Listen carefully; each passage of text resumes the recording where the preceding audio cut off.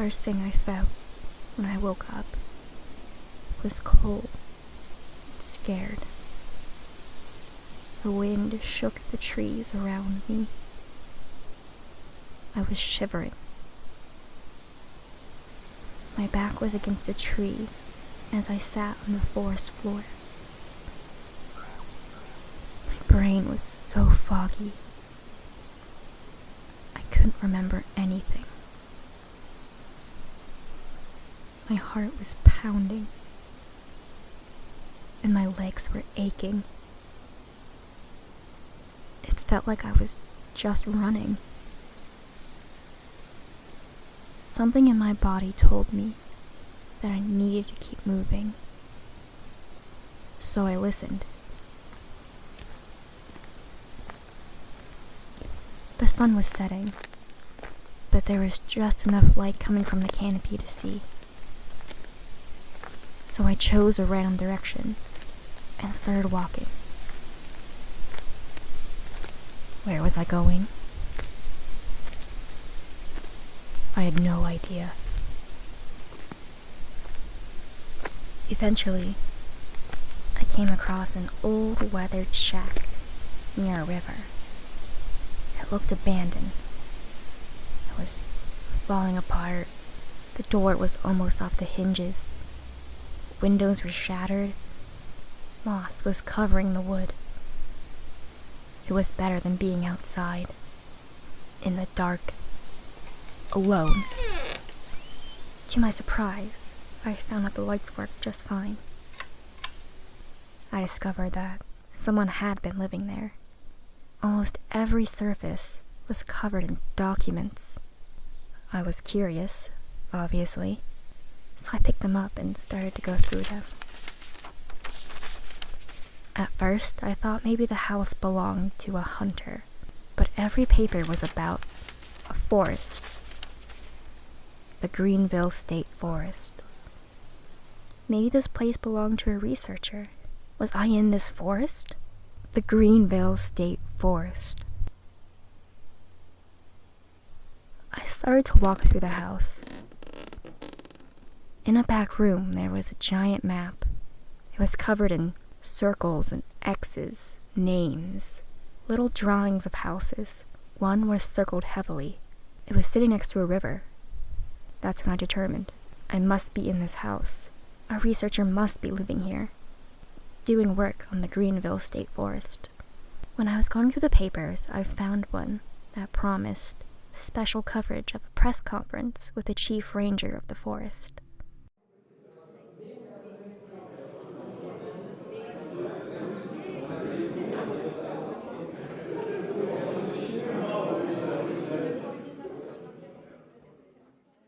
We are aware of rising concerns regarding the recent disappearances in the Greenville State Forest. We are here to assure that these disappearances are not unusual for a park our size, especially when taking recent storms into context. We are working to find the missing hikers and remark the trails.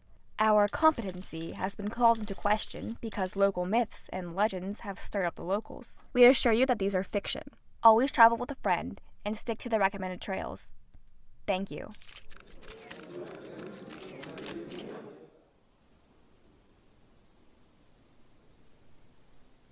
When I read about the lost hikers, I thought, maybe that was me. Maybe this wasn't a researcher. Maybe this was a search party. Was I alone in this?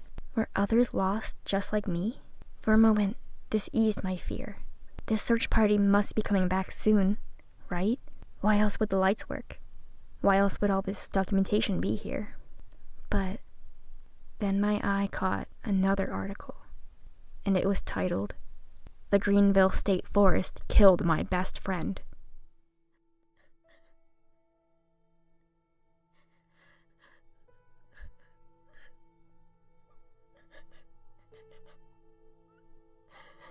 Stay out of the Greenville State Forest. It is evil. It will kill you, like it killed my best friend. I don't want anyone to tell me that I'm crazy or wrong, because this is what happened. We heard footsteps. It was real. Blair Witch Project shit. And I assumed we were imagining it. Until we were attacked. Our tent came down around us. She was ripped right from my arms. When I found her again, she was covered in scratches and blood. She never explained what happened or what she saw. She had amnesia. The people at the hospital said it was trauma, that she was shutting down to protect herself. Over the next week, her health declined. She never looked at me or her family with true love or recognition again. She pretended to understand, but she was just a shell. Then, one day, she disappeared. I don't know how I knew where to find her. I just did. I ran out to the forest. I saw her.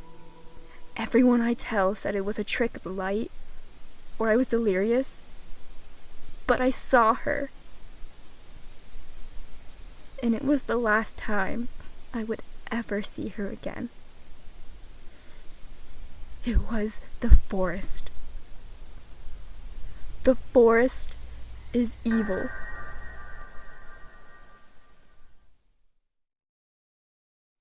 I wasn't one to believe ghost stories.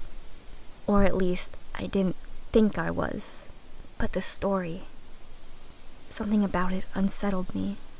The girl in the story, she had amnesia, just like I did. Could there be a connection? To put those fears out of my mind, I continued to search through the house. I opened one door, and I almost screamed when my eyes met another pair staring right at me. It was just a mirror. I was in a bathroom. But then I realized I didn't recognize my own face. I was looking into a face of a stranger's.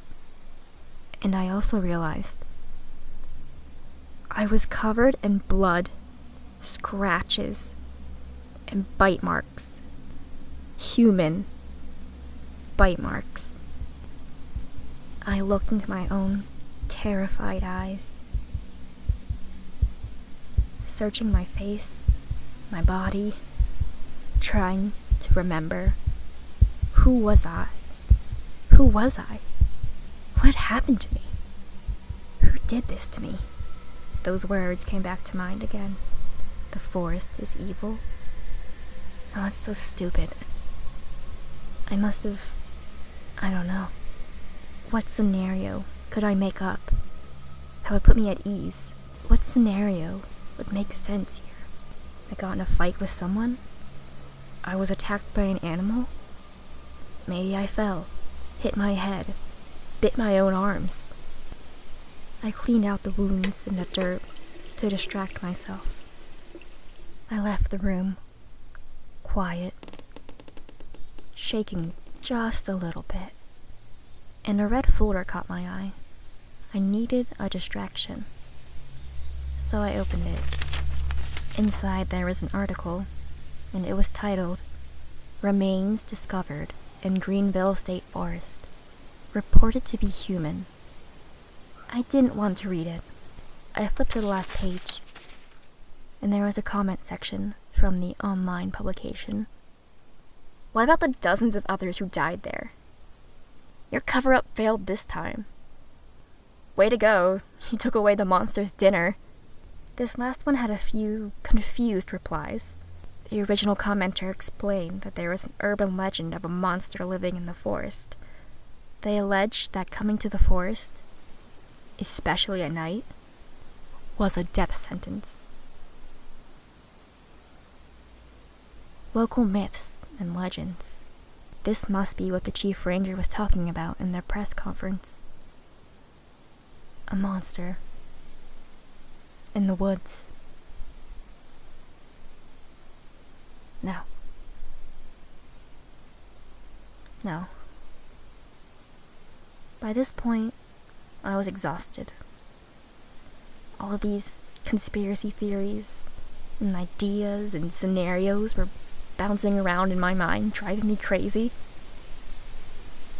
So I resigned myself to searching for a couch or a bed. The sooner I could sleep, the sooner morning would come. The sooner I could leave. My search led me to another door, and it contained stairs to the basement. There was a generator humming away in the corner. Thankfully, the lights worked down here too. There were shelves lined with empty food packaging and cans. Someone definitely had been living here. It was only a matter of time before they came back, right?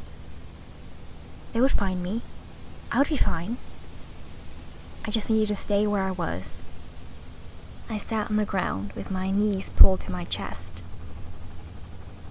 I just wanted to fall asleep. But then I saw across the room a shelf. It looked like it had fallen in front of another door. So I walked up to it. It must have been old or rotted, unstable in some way. After all, the house was pretty shabby. I pushed it out of the way and opened the door. It was dark. My first step yielded a crunch. I squinted through the darkness, and I saw that the entire room was in disarray. There were documents all over the ground. In the corner there was a desk and a chair, flipped over on their sides. Maybe there was an earthquake? Maybe the search party staying here never found this room because the shelf was in the way. But when I picked up one of the documents, I saw it was covered in unreadable medical jargon. Things that remind me of physicals before going to school, doctor visits when I had strep throat, things like that. Also, some of the pages were covered in code. It didn't look like a language. I saw that there was a higher concentration of documents on the floor next to the shelf that got flipped. So as my eyes adjusted, I walked over there to search. Eventually I found a small journal. On the inside, I saw more of that strange code. But next to it was English. It seemed like the cipher for the code. I took it and some of the pages over to the doorway where the light was. Also inside this journal were a few small entries. One of them looked like a bolted list. I flipped back and forth between the pages to decipher it. The list was titled Observations. I was confused, but I pressed on with the slow process of flipping between the pages to read the code. And the first bullet read, induces memory loss. I could feel my heart rate picking up. What was this observing? What was this doing here? Was this experimental drug testing? Are these medical records? I started to translate the next line. It read, human. No, not human. There were 3 more symbols after the word human. And they were the letters O, I, D. Humanoid. Why was the word humanoid in this journal? What was being observed? I wanted to stop reading, but I started to learn the code. I could decipher things a little bit faster, and I just wanted to know. I should have stopped. The next line spelled out the word disfigured. And I don't know how I didn't notice before. Maybe the room was just a little too dim. Maybe I was just too engrossed in my discovery. But I wasn't alone. In the corner, I saw a curtain, and it was pulled back ever so slightly. A disgusting groan filled the silence. 2 eyes watched me, and bloody hands gripped metal bars. They reached through, grabbed the curtain, and brought it crashing down from the rafters. I'm not sure how the collapse happened. Was it the shack breaking down? Or did the old shelf fall over again? Either way, I was trapped in the room. I stared at the creature in the cage, using the light that was escaping the cracks of the wood covering the doorway. It looked human, except the face was covered in blood, deep red gouges. They kept grabbing at their torn throat, groaning. It was a disgusting, disfigured monster. I tried to run, but whatever was in front of the door wouldn't budge. I was so tired and hungry and scared. I was trembling. I fell to my knees, staring into the eyes of the creature. It was laying on its stomach in a pool of blood, stretching an arm through the cage, reaching towards me. The look on its face, it was happy. It was happy that I was trapped. It did it on purpose. The cage looked sturdy, and the monster seemed weak. It wasn't trying to escape. It just lay there, watching me, reaching their arm towards something unseen. After a few minutes, my panic died down. I realized that I still had the journal, and to keep myself from staring at the horror in front of me, I started to decipher it more. Observations. Induces memory loss. Humanoid. Disfigured appearance. Cannot survive on its own.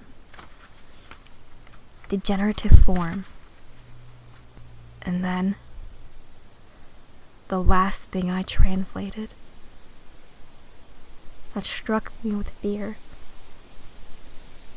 One single word. Shapeshifter. I knew it was stupid, but I approached the cage. Ice was in my veins.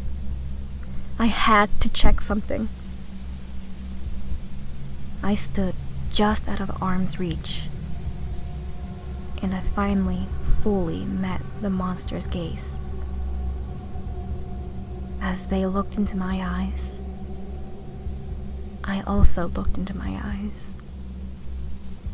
Terrified, trembling, just like upstairs when I found the mirror. The monster had my face. The monster was me. I was looking at myself, bleeding, dying. So many thoughts ran through my head. I tried to put together the pieces. The cage, medical documents. the research of the forest, the myths of the creature. This shapeshifter was being researched here. There was no search party coming to find me. This monster induced memory loss. Me. I was the researcher. I was the one living here. The monster must have attacked me. It must have gotten out of its cage somehow. That's why I was covered in bite marks. They were my teeth. But not my teeth. They were the monster's teeth who had my face, who had my body. And I ran into the forest until my memories finally gave out. And then I wandered right back into its arms, and now I was trapped with it.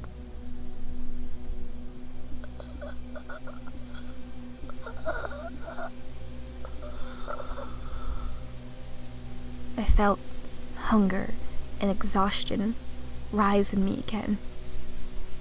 I walked away from that creature. I sat, trembling, staring, and I thought, it's all I could do.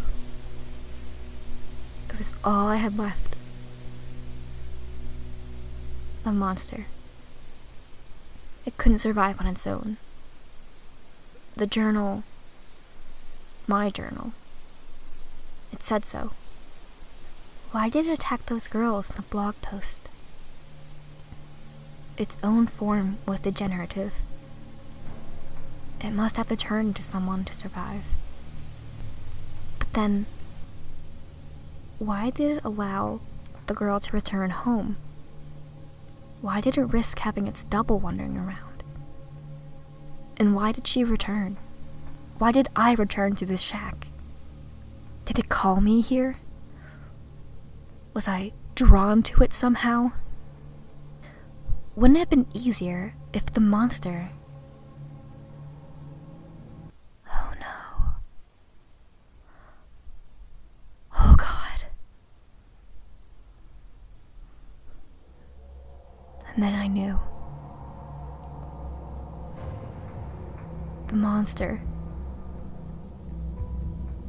It can't survive on its own. And pretended to be her. The writer of the post. The whole time she was mourning her friend. She didn't even realize. She was with the monster who killed her. And then, when it was done with its masquerade, it came back to the forest to find someone else. But wait. No. What about the memory loss? If it kills them before it takes their form, then what about the memory loss? Why am I still alive? Why was this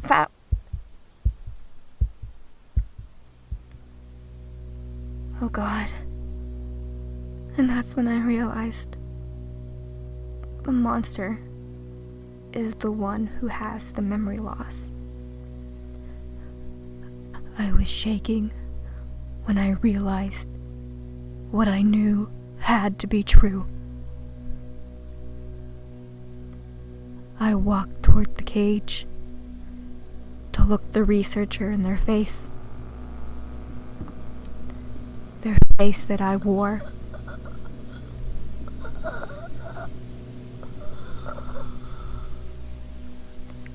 I felt so sick and so hungry. Why did this researcher think that she could hold me?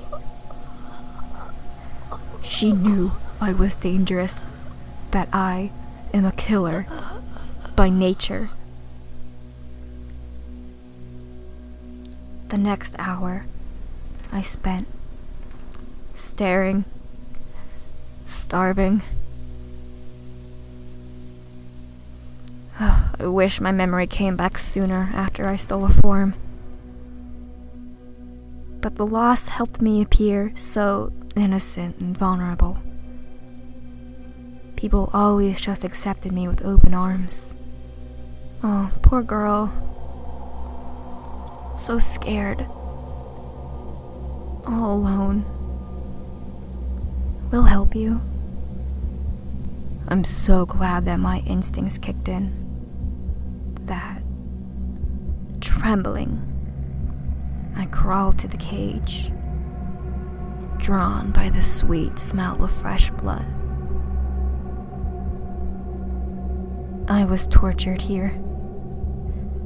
God, I was tortured. Hidden somewhere upstairs are pieces of my body. So many needles and cuts that I had to endure. She didn't deserve to quietly bleed to death. To slip off into sleep.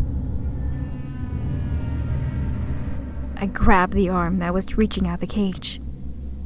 That was reaching towards the key to the cage that got kicked off into the corner when we fought. That I threw there after I locked her inside. I grabbed her arm and I bit down. She screamed so loud.